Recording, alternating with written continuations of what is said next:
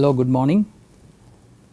Welcome to this short series on contour integrations using complex variables.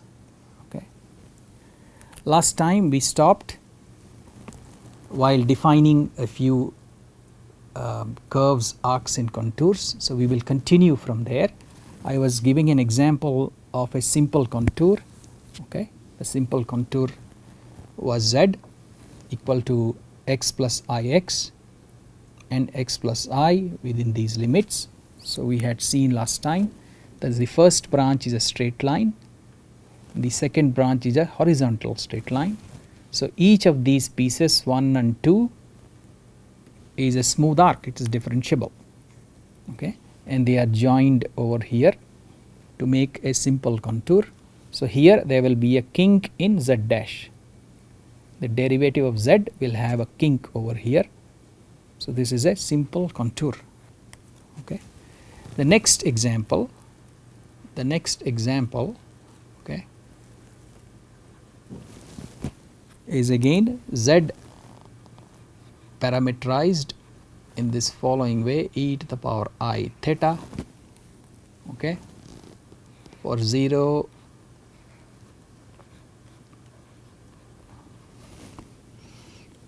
this is very simply a circle, is very simply a circle, okay. Now the endpoints are equal, okay, the ZA and ZB are equal. So, this is a simple closed contour, okay. It happens to be differentiable all around, it is no more a bits and pieces addition of smooth arcs, okay. The simple closed contour is differentiable everywhere. Now, we want to talk about integrations because that is our goal, okay. We are going to do contour integrations, okay, contour integrations.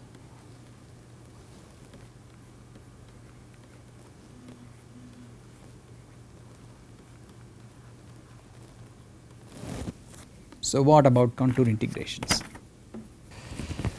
Since we are in a 2D region on the complex plane,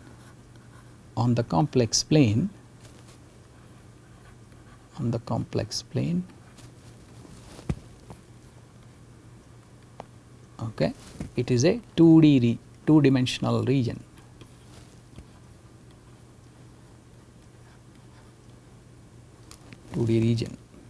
Two-dimensional region, okay. The integrations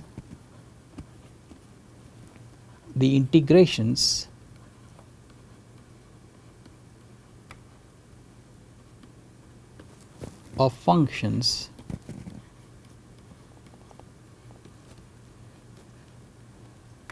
end up as contour integrations,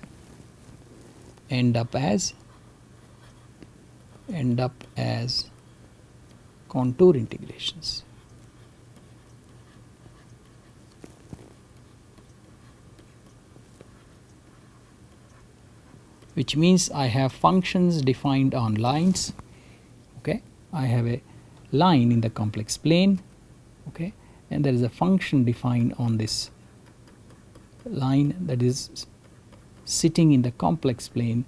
Now, the integration of this, okay, ends up as a contour integration, okay. Hence, the value depends, okay, not only on the contour but also on the function. Both of them get involved in telling us what is the value of the integral. So, we will see that.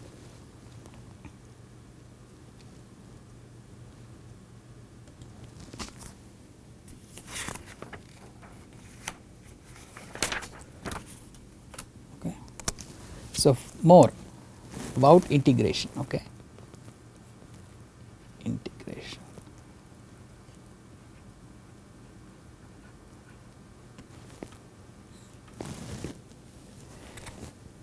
A real function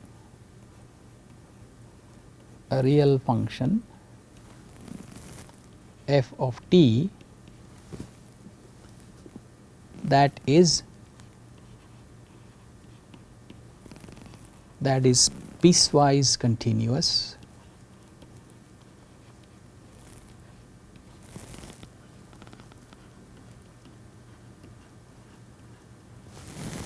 on an interval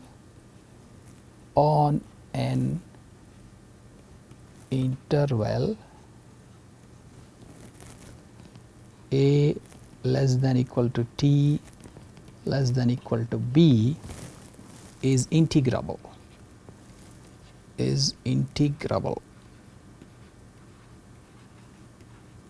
Okay. So, if I have the independent variable as t and I have this function which behaves like this,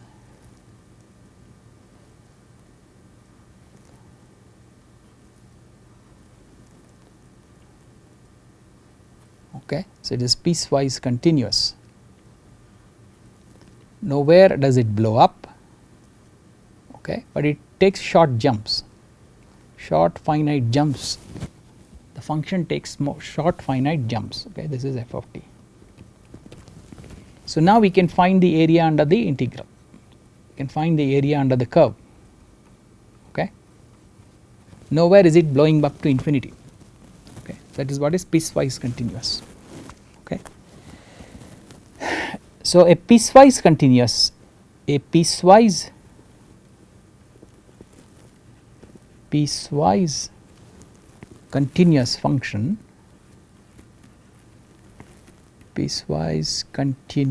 function is finite everywhere,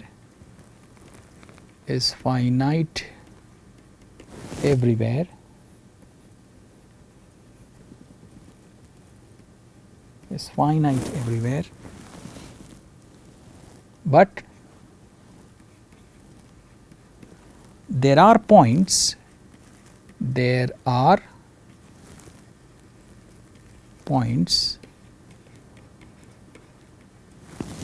where the left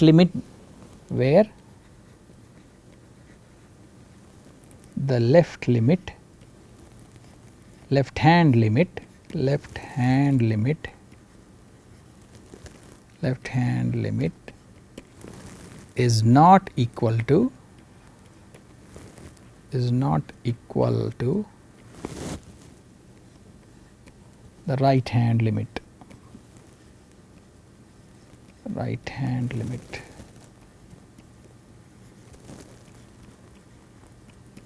Okay.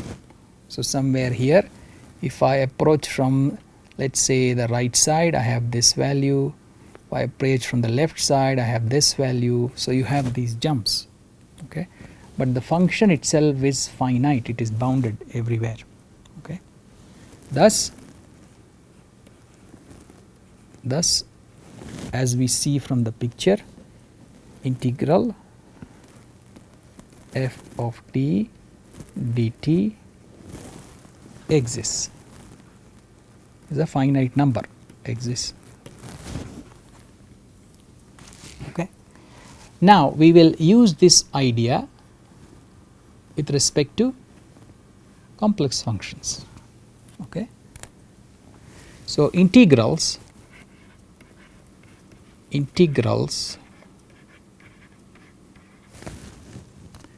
of complex valued functions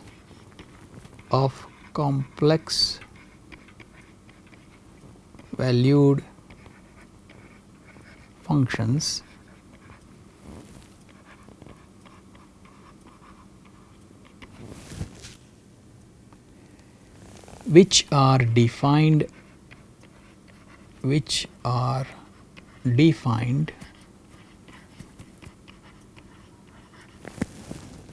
on contours. These functions are defined on contours, end up as line integrals,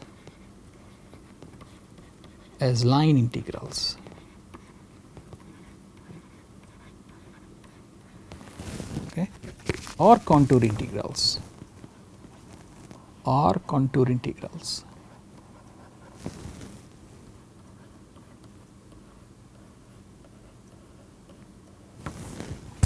and they are written as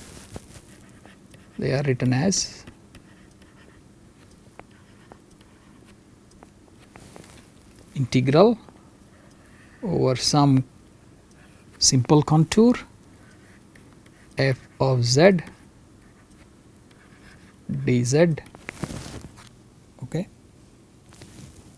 or to be even more specific, moving from one point z1 to another point z2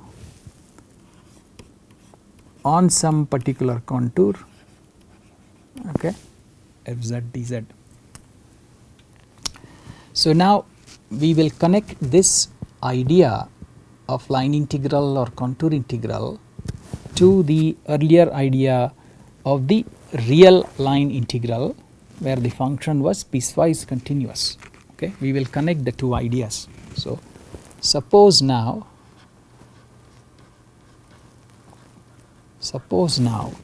C is a simple contour. C is a simple contour. C is a simple contour. Okay, and is given by, let us say it is given by z equal to z of t, where as before t has these limits. Okay. Okay. Now z of t being a simple closed contour, z of t is a piecewise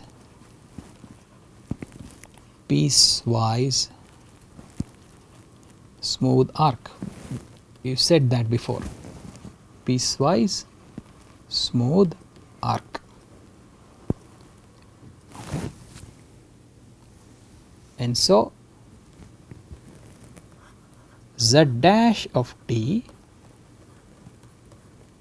takes jumps, okay, is not continuous but takes short jumps, it is piecewise continuous. Okay. So that is the nature of z dash of t. Okay. Further let f of z, let us see, further let f of z be piecewise continuous, be piecewise continuous.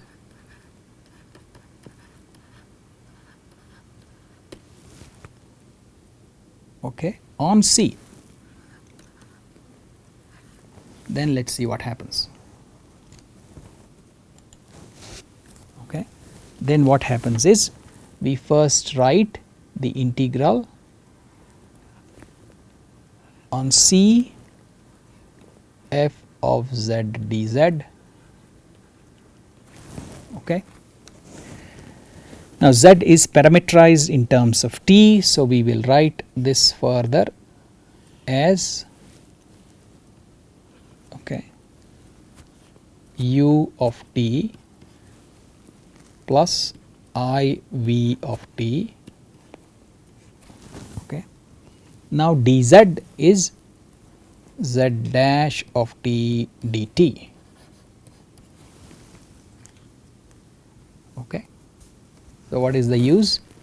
The use is this: I have integral c u of t plus I v of t. Z dash of t is again x dash of t plus I v dash of t dt.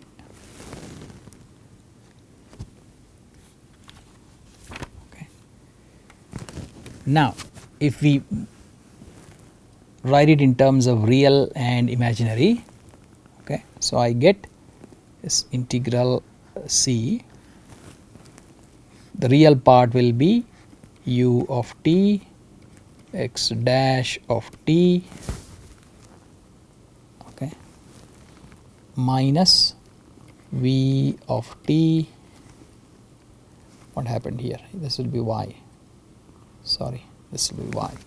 Minus v of t, y dash of t dt, plus the imaginary part integral over c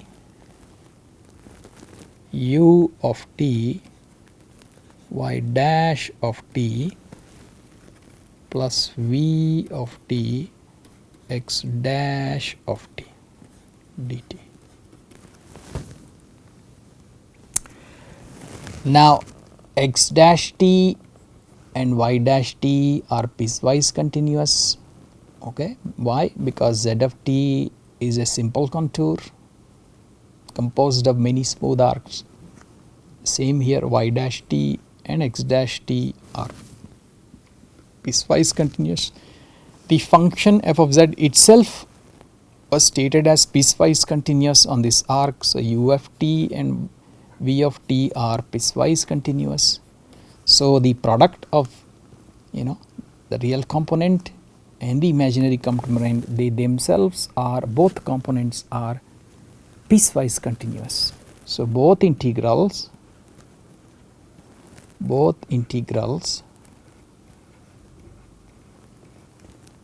are piecewise continuous, or both integrands, actually both integrands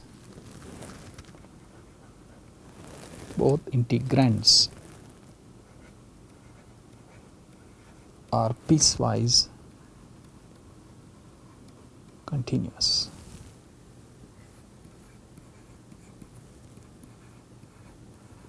And therefore the integrals will exist. Okay, so therefore the integral will exist, will be finite. Okay, so we will be dealing with such functions, such nice functions which are piecewise continuous, except occasionally there will be singularities, and because of singularities we will have to invoke some theorems and deal with them. Okay. Now that is one set of definitions that are related to integrations. Okay. Now we need more definitions. Okay, some more definitions.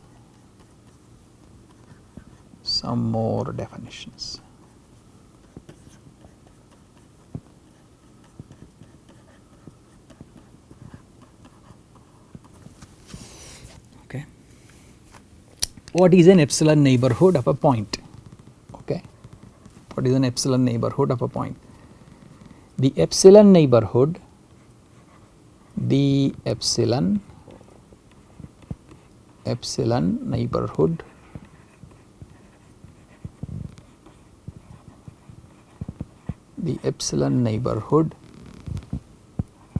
of a point z0 in the complex plane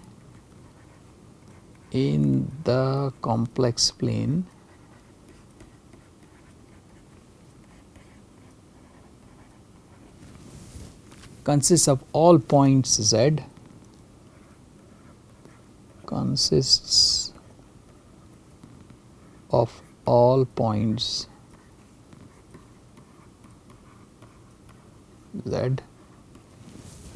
lying inside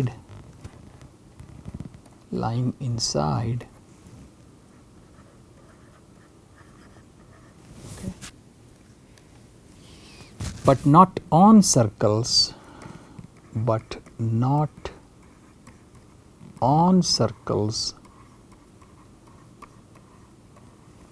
centered on z0,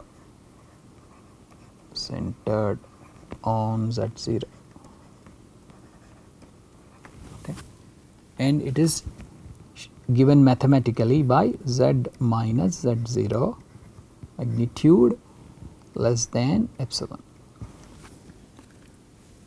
So if you imagine Z0 as the center, and there is an epsilon radius circle around it.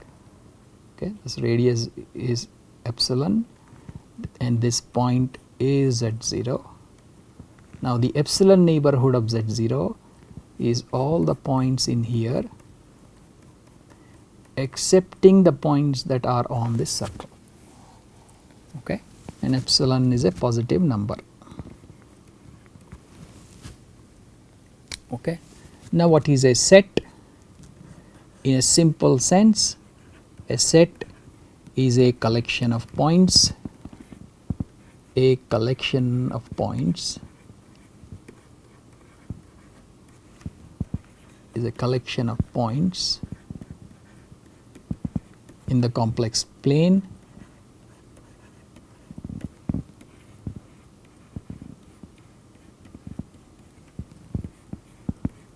under a certain rule. Okay, under a certain rule. Under a certain rule. It's a rough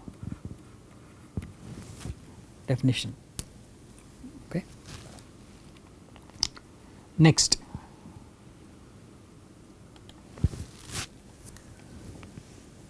a point Z0, a point Z0 is said to be an interior point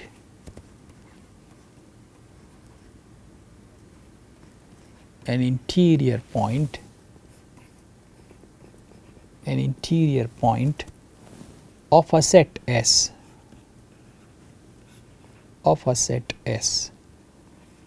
okay, whenever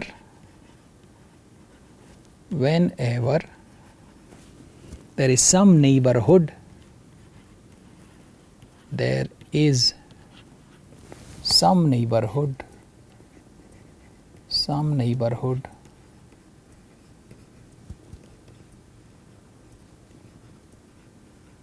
some neighborhood of Z0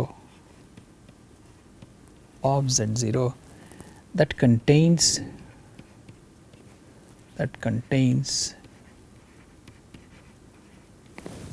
only points of S,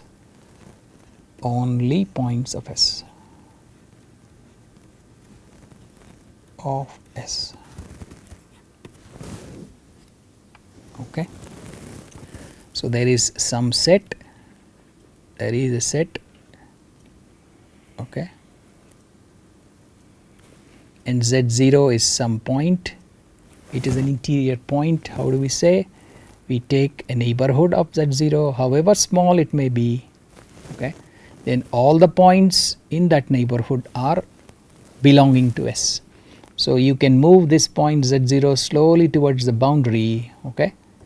Now the neighborhood of Z0 may be shrinking, okay, becoming smaller and smaller and smaller and smaller, but at any instant around Z0 there is a small neighborhood around it such that all the points belong to S.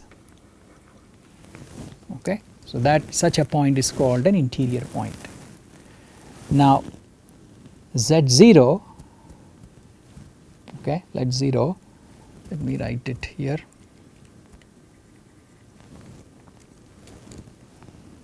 Z0 is called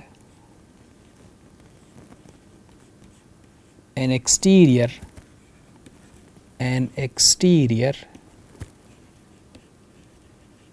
point of S, okay, when there exists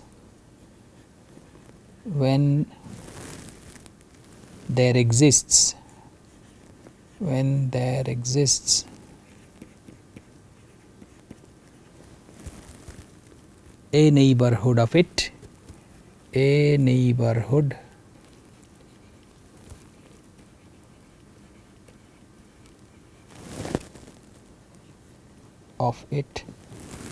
containing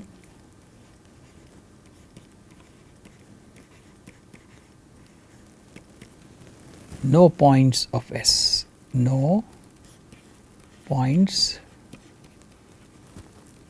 of S. Okay.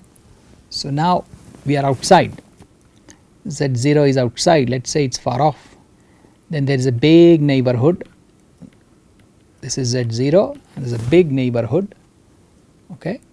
None of these points belong to S. Now, let us say Z0 starts coming closer and closer and closer and closer, okay. Still, however close it comes, I will find a small neighborhood such that points within it still do not belong to S. So, such a point is called an exterior point. Okay. Now, if Z0 is neither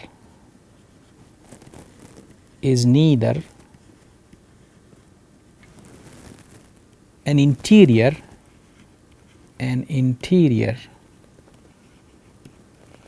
point nor an exterior point, neither an interior point nor an exterior point, okay, then it is a boundary point. It is a boundary point of S.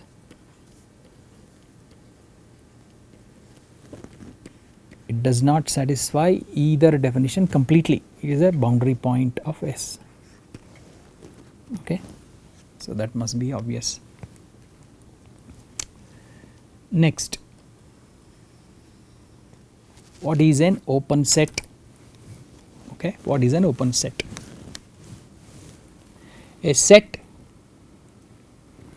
is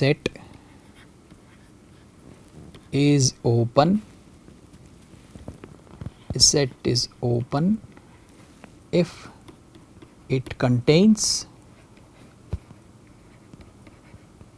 none of its boundary points.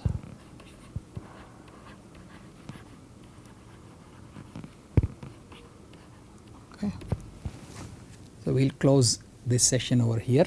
We will continue at this point in the next lecture. Thank you.